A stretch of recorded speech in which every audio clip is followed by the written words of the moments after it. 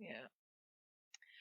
Okay, so I think it's just about time to start. My name's Deb Canham, and tonight we're looking at elastic on the serger.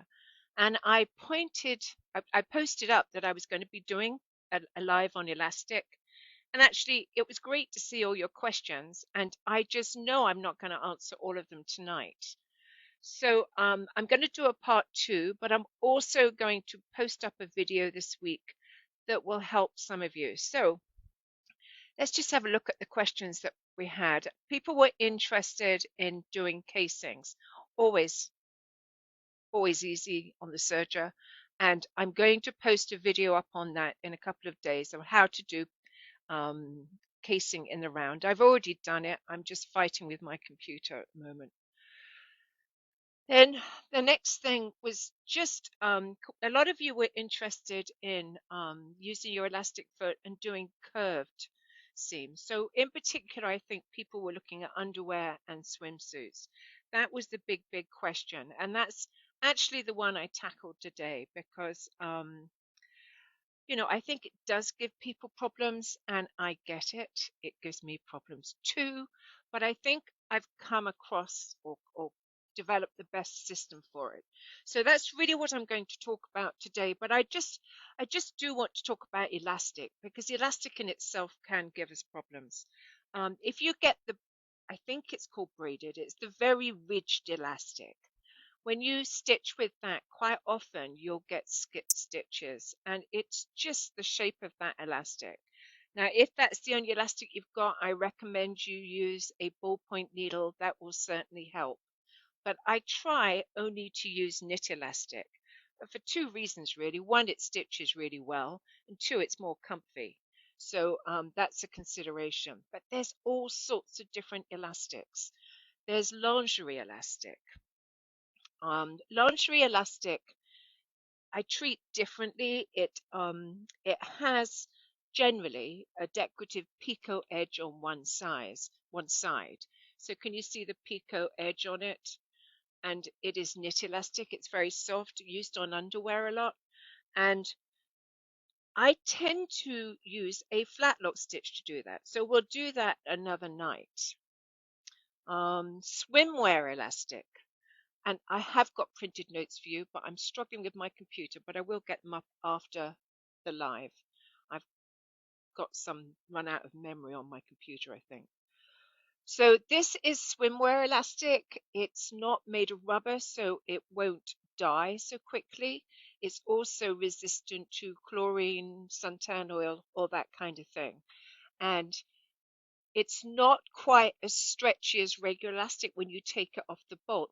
Whenever you're going to use swimwear elastic, remember to stretch it before you stitch it, just to get it moving. It comes off really stable, so you're going to need to pull it, okay, before you stitch it into your garment. I'm not going to use it in tonight's live because it is see-through and it didn't show up very well. So another elastic is cord elastic. Okay, cord elastic is really good for shearing. You've seen my sheared dress. This is one I did. And we're going to have a look at that, although I have done a live on that before, but we will look at it briefly and where it fits in. Here I did it on a knit dress, which I never finished for Everly. And this is one I did for Claire when she was little. I should have given it to Everly this year to wear for July the 4th. I didn't think. Right. So that is cord elastic. And then this is one that some of you may not have seen before, and it's called fold over elastic. And you always see it's always known by its initial FOE or whatever. And it folds over the edge. And I like to say it's not as stretchy, but it is quite stretchy. But I think people often use this to finish neck edges, armhole edges. It's nice because it stretches. And I have got a little tip on how to. This you're generally going to use with a sewing machine or cover and chain stitch. Okay, that's your option. And I have got a cover stitch accessory that will work well with this, and we will cover that the next live, which will be in 2 weeks. So that's just a chat about elastic, and then we're going to talk about what applications. So we can stabilize shoulders with elastic. Now, if I'm going to do that, I am going to use my foot because it has a slot in it which I can put stabilizing tape in. Sorry, my hand's shaking holding it up. So your foot and most feet are the same. This is the general foot. Most of them have slots in where you can put elastic and things under. And that works well for stabilizing. Okay, it's not going to stretch it particularly. I wouldn't use my differential feed on it. And I will just do a quick live on that. It is in my Working with Knits book. Okay, so that's one. I've got inside casings. I don't know why I put inside casings, except to say that perhaps we're making a casing to put elastic in. And I do cover that in Serger Sanity 3, Working with Knits, because again, it's going to be a cover stitch application, and it's on this page, and you are going to use your 1/2 inch hemmer. Sorry, and that makes a really perfect casing. Okay, so that would be good for drawstring bags. Somebody mentioned a shirt that had elastic going through it. I think it would work well on that. I need to practice or need to try it out because I'm a little bit worried about the curves. But generally those things are quite not very strong curves because there's lots of fabric gathered up. So I think that would work well. I will certainly try it. But Jan, you were looking for casing on something that you could just put elastic through, and that would certainly work. So what else do I have? I've shown you the shearing. We use elastic in waistbands, and that's what my video is going to be about. And let me show you something with that in. It's behind me, so I wouldn't lose it. And this is a class that's just coming up, and it is a pair of pajama pants to match my robe, I might say, made on the serger. And we actually did that kind of casing on the waistband, and a lot of you are interested in that, and I will be posting the video of how I did this one up in a day or so when I get myself sorted with my computer. So what happens here is you sew the elastic to the edge, then you turn it over, and then you can either use a zigzag stitch or a cover stitch narrow or wide, not a chain stitch, although it's not going to stretch any more than it is, but I don't want you to pop stitches. So that is casings for waistbands, and I will put a video up and we will talk about that a bit further. One more thing, I've got it somewhere, here it is. Another thing that I've done with elastic is I've used it and then I've put a decorative stitch over the top of it. This is a 3-thread overlock using decorative threads, and it's just stitched over elastic on top of that fabric, and it just makes a nice pocket. Okay, now I cut the pocket afterwards after I put the elastic on because I didn't know how it would work out, what size it would come out. And that is a big question that all of you are asking me. How do you know how much fabric or elastic you need? Or how do you alter the knob on the elastic foot? So we're going to look at that, but I don't have a perfect answer. Right, this is my swimsuit that I just recently purchased, and I want to show you the finish on it. Do you see that? This is the leg seam. Okay, so how did they do it? Just the same way as I did that waistband. They stitched the elastic to the, I'm just looking for a sample, the elastic to the edge of the leg. That's the finished one. Okay, they stitched the elastic to the edge of the leg. Do you see that? Okay, there's the elastic. And then they turned it over and did a cover stitch. So let me show you on here. So there's the elastic sewn to the edge, and then they did a cover stitch over the top of that, and you can see it on this side. Do you see that? And that's actually how they finished all of this swimsuit, even if it didn't have elastic in. Even if you go up to the shoulders, they did the same thing, even though there's not elastic in there. I don't think there may be actually. I think there is. But see, that's the way they did it. They stitched it to the wrong side, turned it, and then cover stitched it. Not everybody has cover stitch. If you don't have cover stitch, you're going to go to the sewing machine and you're going to use a zigzag stitch. Right, so let me show you my finished sample. Okay, so there it is on the back, just the same as the swimsuit. And that's my point. I look at ready-made garments all the time to see how they finish. And it changes, sometimes they do it one way, sometimes they do it another way, but this is pretty much the way to do elastic, particularly when you're working on a curve. So I, I'm going to show it to you straight first, just so you can see it straight, and then I'm going to put it on a curve. And I'm going to load up my elastic foot, and I'm going to show you how to do that. So I'm going to turn you around and put you onto the machine, because I don't think there's any questions. Oh, there are. Go on. What's the best type of elastic for babies, toddlers? Well, I would certainly be tempted to get the knit elastic because it's softer. And also remember narrower elastic because they're only little. If it's a waistband, then narrower than you'd use on a grown up, but wide enough that it's comfy. So maybe for a young toddler or child, a 1 inch on a waistband. But for sleeves and the rest of it, I would go quarter of an inch.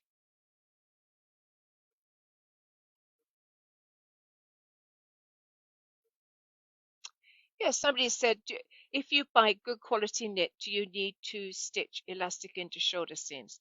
That's actually a question that comes up a lot, and this is how I view it. If you're using 4-thread overlock, it's a stretchy stitch. It recovers, okay? It stretches and it recovers.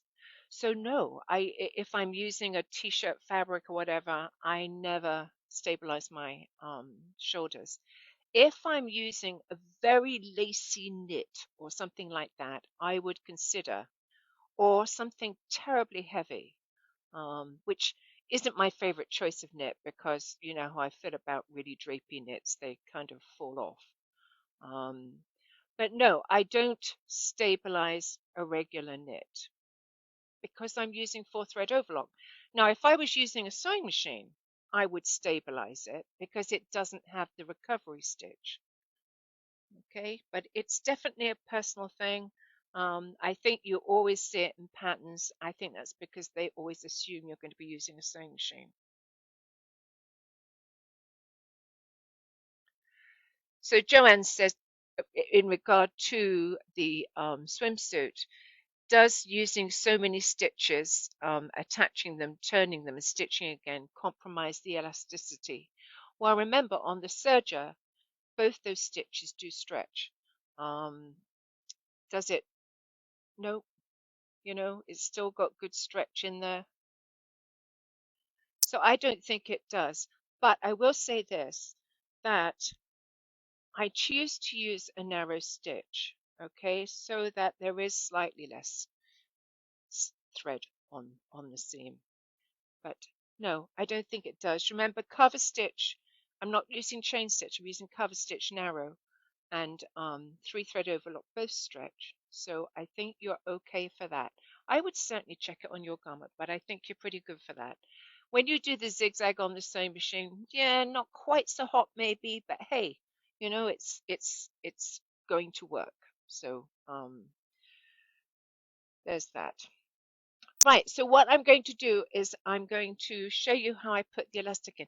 Now, because what I was going to say to you was that I worked on the curved leg today, all day really, and I experimented different ways to do it. I know not everybody has every foot, so I certainly tried to do it without a special foot, and I had a nightmare time on the curve. Now you can put elastic into a straight thing like a waistband without the elastic foot, and many times you will because the elastic is wider than the elastic foot allows. So, that's quite common, and it's not that difficult to put the wider elastic in. But when you're working on the leg curve, it gets very difficult to feed the elastic in. So the elastic foot is essential for this technique, I think. I couldn't make it work without. Okay, somebody says, sorry I'm late. Roberta, I didn't know you were late. Hi to you. Okay, so what I want to do is I just want to show you how I load the elastic because it's fiddly. It's fiddly. So I'm going to turn you around. I've got to put you on my machine rather than my mess that's beside it. And we'll have a look. Right, so here is the elastic foot. And it doesn't matter which machine you have, you will have an elastic foot. It may look similar to this. I'm sure it will. Right, so here we have a knob. You tighten that to make it tighter and you loosen it to make it looser. Okay, that's fairly obvious, I guess. But let me show you how you put the elastic in. Now, I'm doing underwear, let's say, but I didn't have any swimsuit fabric. So what happens is you have to open up this. It has a bit that comes undone slightly. I'm trying to think of the best way to show you. See how that has a lip on it? It pulls down. And what I do generally is I just force that into the gap at the back. Whoops, I have to do it the right way around though. So pushing on that foot, it opens if you push on it, and I'm going to feed it in. Now at this point, I need the elastic to be to the left, and this gauge slides, and then you have to screw it. Now this is the width of my elastic, so I've moved it up so that the elastic fits in there nicely, and I'm now going to tighten the screws so that I'm just going to do it here because I can't reach it in front of the camera. So I'm just tightening that screw so that it's nicely in there.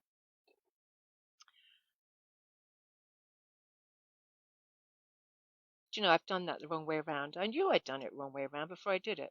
Right, let me just put that back under then. So I'm going to slide it under and I'm going to flip it into that thing that I've just.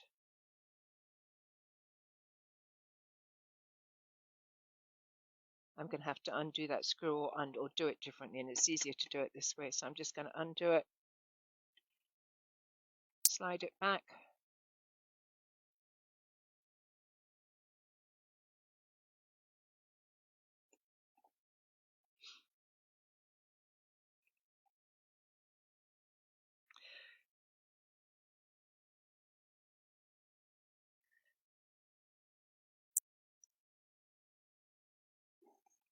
You wouldn't think tightening a screw could be so difficult.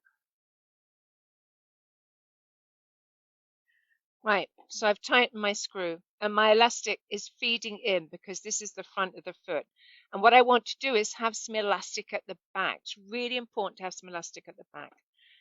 And what I'm going to do is I'm going to fit it onto my foot and make sure that my elastic is coming out the back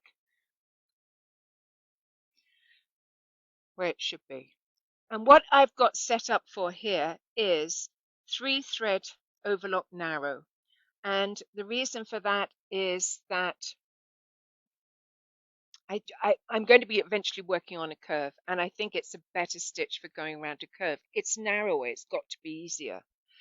So the first thing I'm going to do is I'm going to stitch into the the elastic. And what I want to say as well is that I have got it set up for 3-thread narrow, and I'm actually using my differential feed on normal. I could have increased it if I wanted to. I probably won't. You're always going to test it first, and I'll come back to how do you know how much you're going to use and all that kind of thing in a minute. But I do want to add that normally when I use a 3-thread narrow, I use my automatic stitch selector on B. But because I'm stretching, I have moved it down to C. Otherwise, my stitches tend to fall off the edge. So that's the only difference to the normal setup for that. Okay, I've increased it, or I've put the automatic stitch selector on C, and that just helps to narrow it. And I know I always say to you, don't do that. It's just a band-aid. But in this case, it works. Okay. So I've taken a few stitches into my elastic, and all I'm going to do is a straight line. And I'm going to attach the elastic to the wrong side of my fabric. And I have put the fabric in underneath right up to the knife. And I'm going to have that about level with the side of my machine.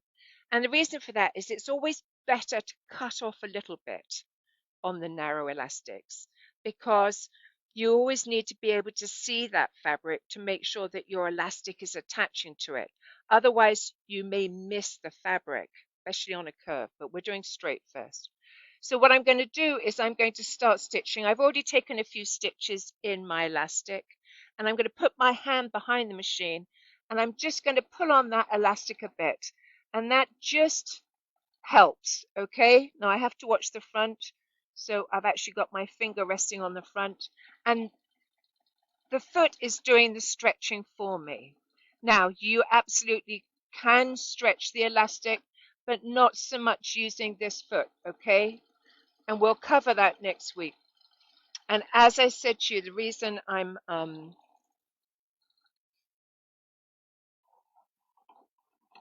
sorry, just finding my scissors. I'm doing this first, the curved edge first, and that's why I'm using this foot particularly. So you see how it's nicely sewn it and it's gathered it up. And you're going to say to me, well, okay, how do you know whether the knob is in the right place for the elastic you're applying? Well, let's just talk about that for a minute, because it's got several points to it. If you're doing something like a cot blanket, it doesn't really matter. As long as it's smaller than the top, you're pretty good, okay?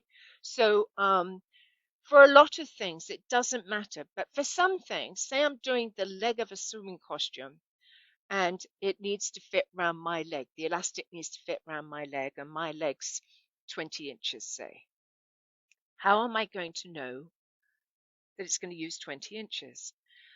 My answer to that is you're not. Okay, so what I would say is this. If you are making a swimsuit, you want 20 inches elastic in that legging, then I would cut out a sample of your pattern. Now, you're not going to do the whole thing. When you put this in, you're going to have sewn the gusset in, and it's going to go from all the way around the leg, the gusset, and the back leg. Okay, so you're not going to go to all the trouble of stitching that to see if it worked. But I would take the front section curve on a piece of the fabric that you're going to be using, and I would stitch it, and I would see how much elastic you use. Now, you could mark your elastic in 1 inch increments so you could work it out, but I wouldn't be too worried. I would just get it close. So, for instance, it if I didn't get my 10 inches, I wouldn't get 10 inches into this, but if it was a bit bigger, if I got my 10 inches in with some to spare, then um, I might think that was okay, whatever. As long as it stretches up the leg, I don't think it matters too much. Most of these things fit your leg, like underwear and things like that. And if I need it to use more elastic, I'm going to tighten it. If I need less elastic, I'm going to undo it slightly. Okay? And I wish I could give you a better read on that, but that's what it is. And as I said to you, I don't think it's hugely important as long as it's smaller than your leg and not too small. Okay? So I think you're just going to take some spare fabric and test your size and then move your knob.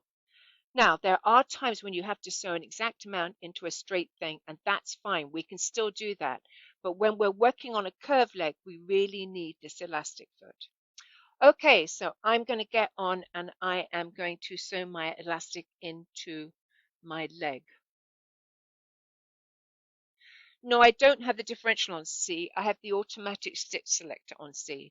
And I'm actually choosing not to use my differential feed because I'm working with elastic. And I'm kind of overriding the differential feed. Now, if I really thought it stretched out, I would use it, but I don't think it will, so I'm not. Does that make sense? But it's a question of trial and error, and it depends on your fabric, and we will talk a bit more about fabric in a minute. Right, so I'm going to take you back to the machine. I'm using 3-thread overlock narrow.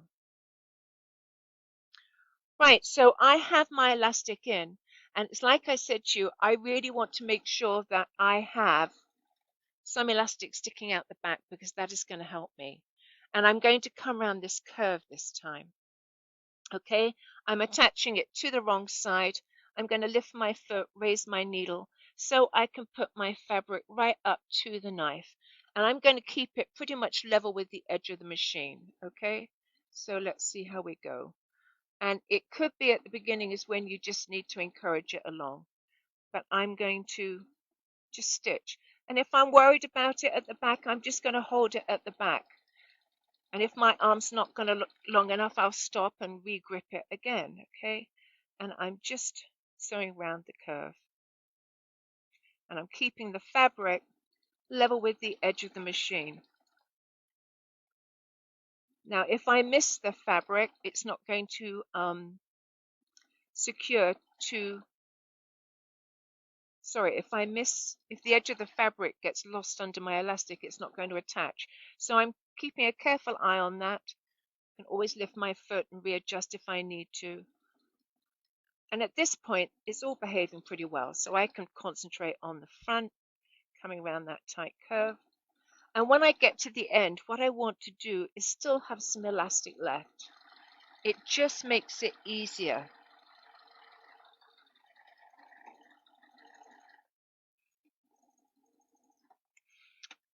Right, so hopefully it's all gone on.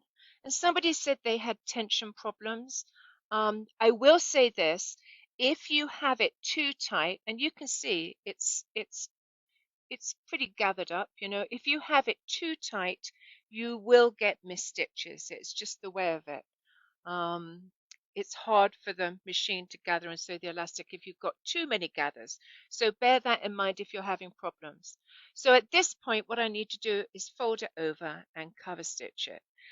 I'm just going to check there aren't any quick. Somebody said, what stitch length are you using? I'm actually using 4. Now, if you're going around a curve, it helps to go smaller. Okay, it helps. If you're going around a curve, it will help you if you go down to 2.5, 3. Okay.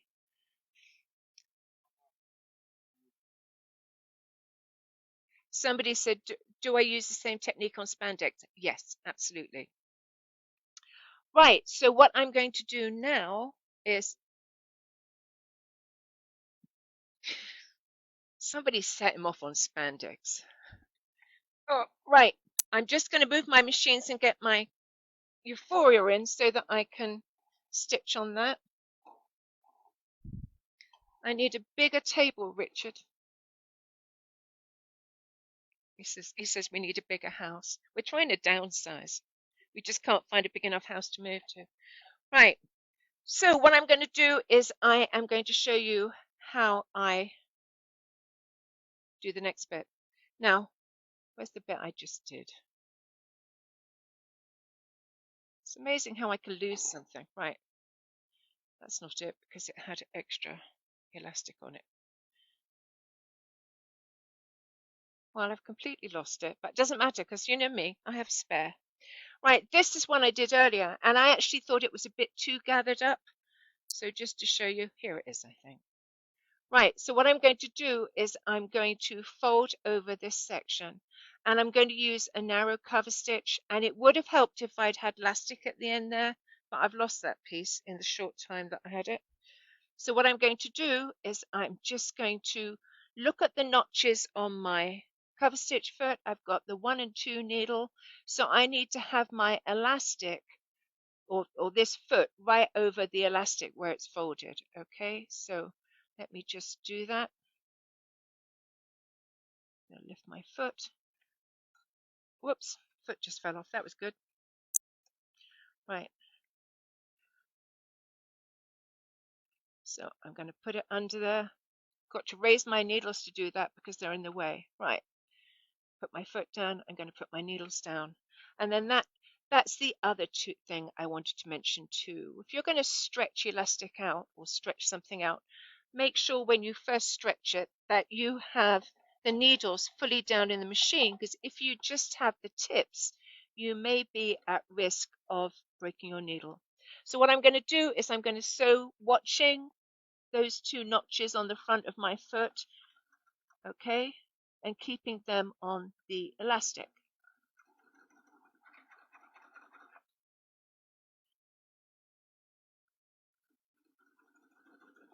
You're going to ask me what my stitch length is on this, and it's 4, okay, and it's just a narrow cover stitch, and I'm just watching those two notches on the front. I may not have done it as well as I could, but you know what it's like.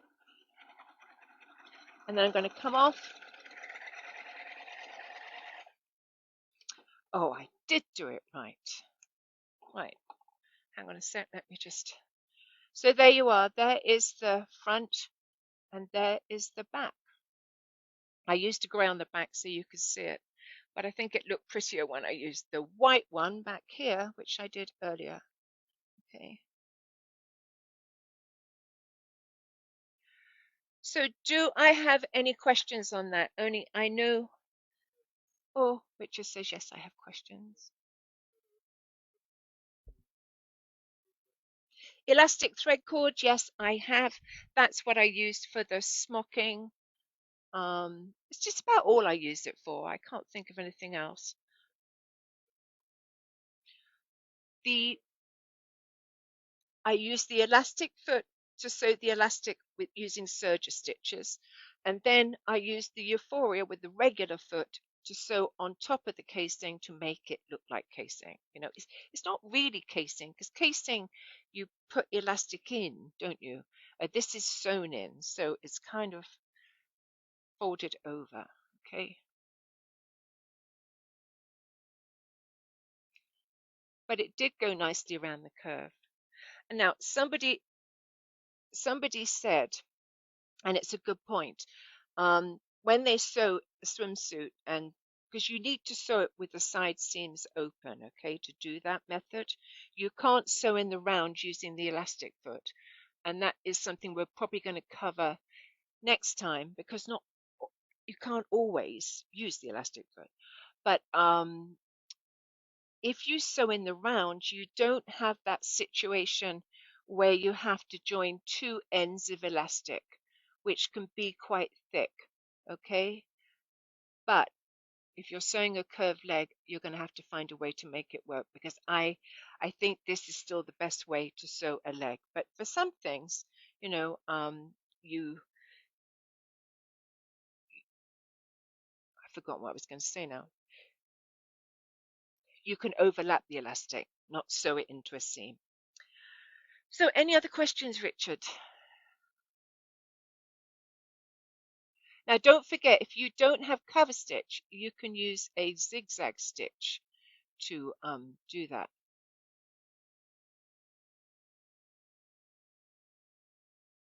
Sorry, I can't see them because I've got a message come up, which won't go away. It's always the way. Are my books all in download form? Yes, they pretty much are. Um, And don't forget, I'm going to be putting up the video on how I did the casing on the pajama pants. And this is going to be a class on Teachable, and it's going to tell you how to make the pajama pants that go with the robes, okay? And it has lots of techniques in there. But it's certainly good for somebody that's a beginner who really needs that extra help. It's a free pattern. It's the same pattern I used, and I'll give you all the information on that when I get it loaded. Is that jacket to your right, a class? Oh, this is my wool jacket. You can see I have done something to it. I have pinned a button on it, but I have still got to do the popper on that, the snap or whatever. So any other questions? I can't see them. Oh, here we are. Okay, so have you tried the new Teflon foot to sew down the elastic spandex and scuba knits sometimes? Yes, there's a new Teflon foot for the Euphoria, and there's always been a Teflon foot for the Ovation and stuff. And yes, it's certainly very good on textured fabrics. I haven't felt a need to use it on the elastic. I do want to say that although I worked on a curved seam, I know there's a few of you that just love your curved foot. And I don't recommend it when you're using knits for this particular thing because it's shorter and it doesn't use all the feed dogs like the other feet do. But in any case, we talk about the elastic foot, so it wasn't a choice when I think about it. Okay, so what I'm going to be away next week, but I will be back the week after. I will pick up on the elastic, keep posting up questions. If there was something I didn't answer, ask me in my group, Deb Canham Serger Sanity Projects. Give me a few minutes and I'm going to try and reload that file to Deb Canham Serger Sanity Projects